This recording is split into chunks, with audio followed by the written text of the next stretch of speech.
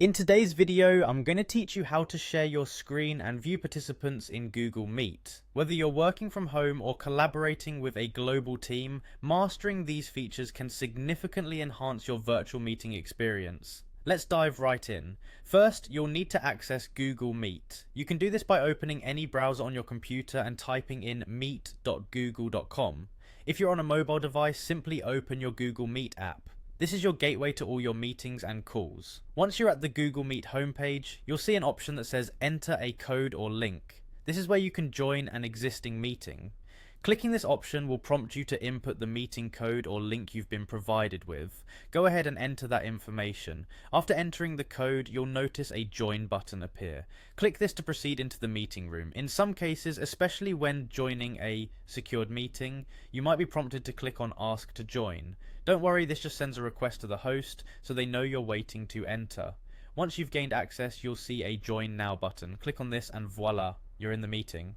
From here, you're all set to see your fellow participants and begin interacting. Now, sharing your screen in Google Meet is a powerful way to present information. To do this, look for the Present Now option at the bottom of your screen. Clicking on this will give you three choices: a tab, a window, or your entire screen. Choose the option that best fits the content you wish to share. After making your selection, another prompt will appear, allowing you to select the specific tab, window, or screen you intend to share. Click on the appropriate option and then hit Share. Your selected content is now visible to all participants in the meeting. To stop sharing your screen, simply click on Stop Sharing, which is usually located at the top of your screen. This brings the focus back to the main meeting room, ensuring that you're in control of what's being seen by others. Interestingly, you have the flexibility to share your screen even when someone else is presenting. Starting your presentation will temporarily pause the other person's. This is handy for switching between different speakers seamlessly. Lastly, to view participants while you're presenting, take advantage of the tile view. This setting displays up to 8 tiles, each representing a participant. If this isn't enough, you might want to try the Picture-in-Picture feature.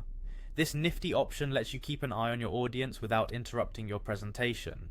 And there you have it, a comprehensive guide to screen sharing and viewing participants in Google Meet.